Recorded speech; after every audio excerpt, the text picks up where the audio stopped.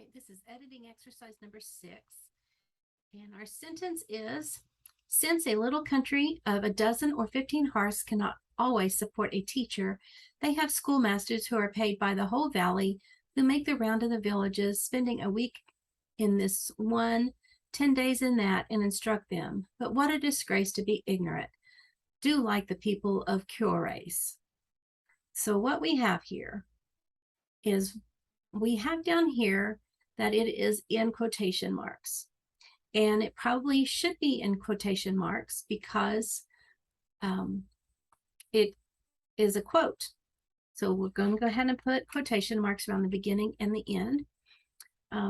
The first thing we see here is we need to capitalize the first letter. So let's add that to our list of things to do. Capitalize the first letter of a sentence. Okay. Since a little country of a dozen or, all right. Now there is rules about when to use numbers and when not to use numbers. And it really depends upon who, to whom you're writing. If you're writing an essay and you're writing an MLA style, you would write out the word, all numbers from 1 to 10, 1 to 9. Sometimes it depends on if you're writing a very formal thing, you might write out the number 15. Most of the time, the numbers 10 to over 100 are correct in numerical form. So we're going to leave that alone, or we could change it. It just depends upon the audience and what the rules are for the purpose that you're writing. Since a little country of a dozen or 15 hearths cannot always support a teacher. So that is the whole thing, is a subordinate clause. It comes at the beginning of the sentence. So we need to make sure that we set off introductory subordinate clauses with a comma, which we have done right here. So that is correct. All right, so that's one clause. I'm going to break this out. They have schoolmasters, that's a clause, who are paid by the whole valley, that's another one, who make the round of the villages. Okay, we have so many problems with this sentence. All right.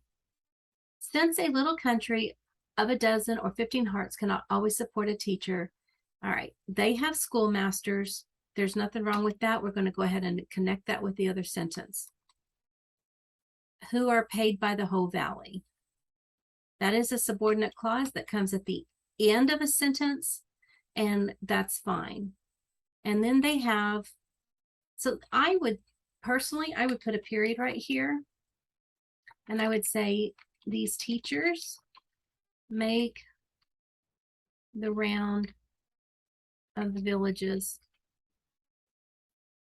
and then these, and I would move these teachers, I would say spending a week in a week to 10 days in each. So I would change it up.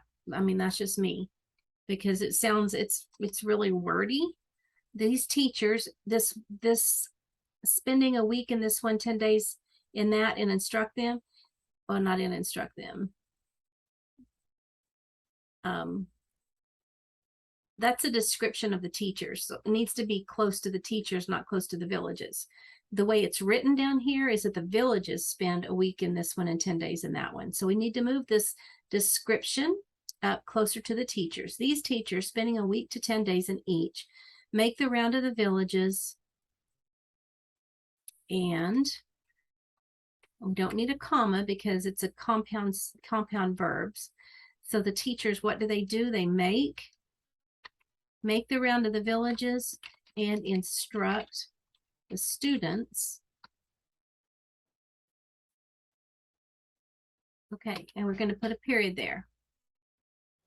And now we're going to have to take off our quotation because it's no longer a quote. I messed it up. So I'm not quoting, I'm rewriting and I'm making it correct. Okay. So I personally do not ever start my sentences with a coordinating conjunction. So I'm going to leave it off and I'm going to say, what a disgrace.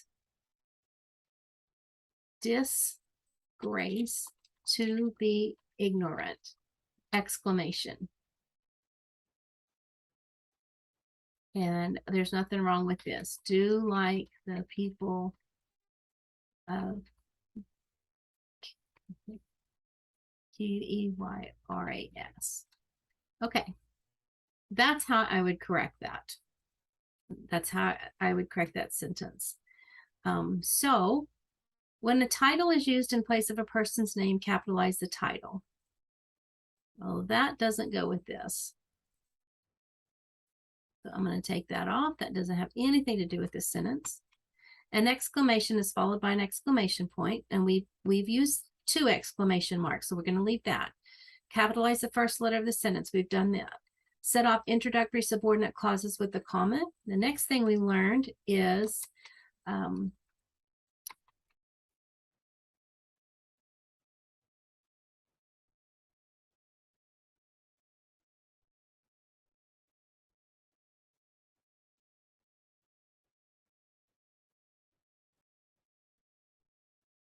so we need to move our descriptive phrases closest to the word that we're describing. Okay, so let's look at the difference in what we've done. We've taken off the quotations because we changed it around. We talked about whether or not we write out the word 15 or not, and again, it depends upon our audience. So we can add that to our rules.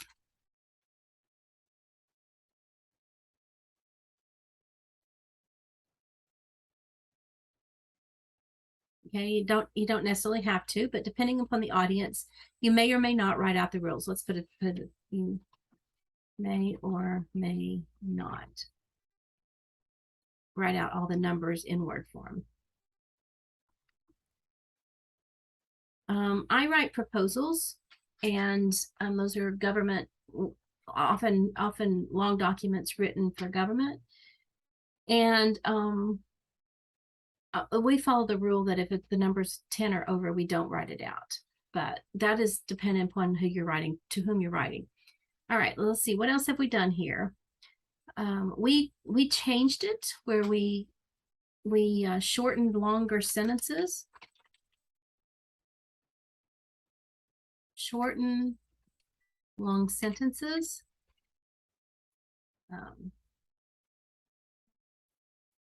To avoid a run-on. Okay. Then we moved our description closer to the word it describes. And that's all. That's all we've done. Okay, so let's make that a little bit smaller so you can see the whole thing in one setting. But there's a lot to this one. This one had a lot of problems, and I didn't put all the rules correctly in the when I wrote this, but we'll get them done correctly here. So very good. I'll see you guys next time.